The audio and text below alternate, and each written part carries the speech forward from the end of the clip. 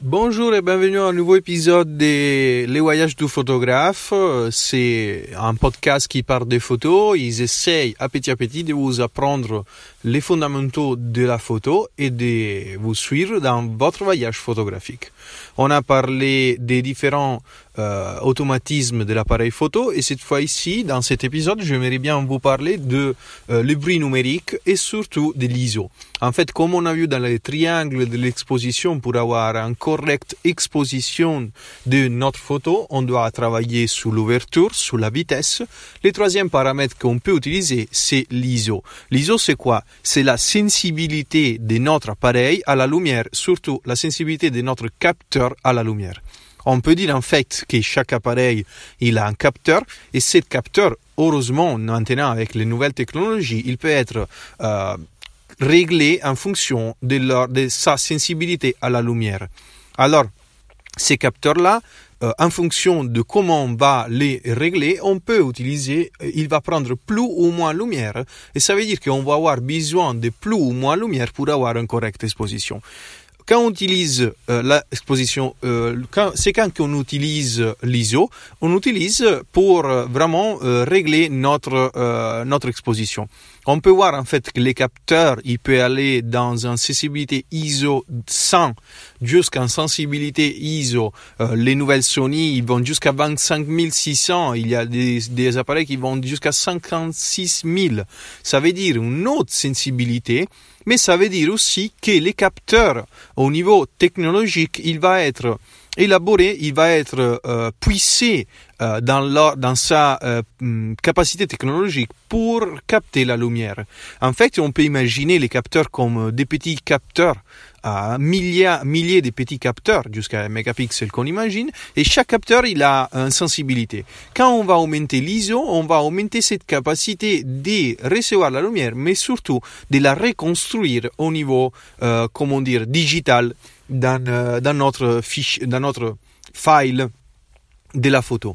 Alors on peut voir que la première chose qui fait comprendre pour l'ISO que c'est plus les ISO sont bas et moins de lumière elle est captée et reconvertie dans l'image finale, plus les ISO sont hauts, plus on essaie de capturer la lumière. Mais on va avoir un souci. En fait, quand on va augmenter l'ISO, cette capacité de notre capteur, des logiciels qu'il y a à l'intérieur de notre appareil, de reconstruire la lumière aussi quand il n'y a pas, il va permettre et créer des soucis. Et les premiers soucis, c'est ce qu'on appelle bruit numérique. Je ne sais pas si vous avez jamais vu des photos qui ont une espèce de bruit numérique. Comment on fait pour comprendre c'est quoi le bruit? C'est une espèce de graine. Ça ressemble beaucoup aux appareils photo qu'on avait il y a quelque temps quand on faisait la photo argentique. Et quand on faisait la photo, on avait des graines qui venaient du développement argentique.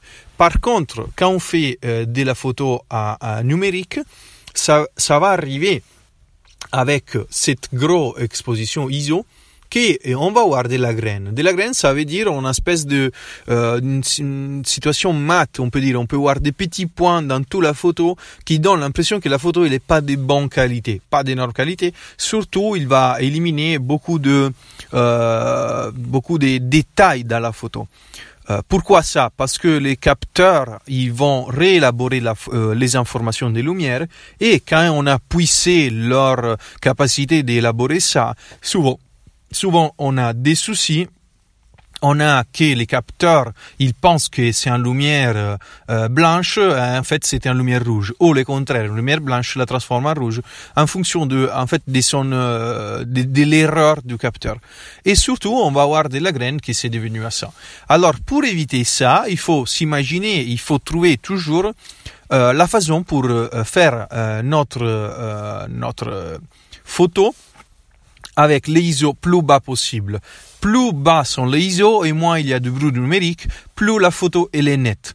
Ça veut dire qu'en fait, on peut utiliser ça quand on monte des ISO, on utilise quand on a besoin de faire une photo, mais les conditions de lumière ils sont tellement bas. On ne peut pas ouvrir plus notre diaphragme, on ne peut pas allonger les temps.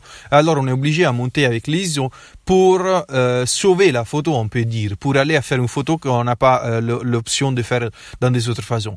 Par contre, moi je conseille d'utiliser les ISO seulement en fonction de la situation des lumières. On peut dire que la meilleure chose c'est de toujours shooter avec 100 ISO ou 200 ISO. Après, plus la journée ça devient sombre, on peut dire s'il est nuageux, on peut shooter à 400. Si on est soir et on est à l'intérieur d'une maison, on peut shooter à 800. Ça va nous aider pour réduire les temps d'exposition et réduire la ouverture des diaphragmes. Par contre, si on augmente en fait et on va plus loin, on peut aller augmenter les ISO, on va diminuer les temps d'exposition et l'ouverture, et ça par contre, ça va nous donner du bruit, ça veut dire que la photo, ça va pas être parfait, et par contre, on a amené à la maison une photo qui a assez de lumière pour être vue. Les photographes de paysages, clairement, utilisent les ISO plus bas possible, et toutes les autres occasions, par contre, il faut vraiment faire attention. Une petite astuce pour les gens qui sont pas habitués à utiliser les ISO, c'est de mettre les ISO automatiques. Chaque appareil, souvent, il a l'ISO automatique. Ça veut dire qu'il va se régler en fonction de la lumière qu'on a avant nous. Ça va aider beaucoup un photographe inexpert. Ça veut dire que les photographes inexperts, il ne va pas travailler sur ça. Par contre, ça serait bien pour commencer à apprendre, voir les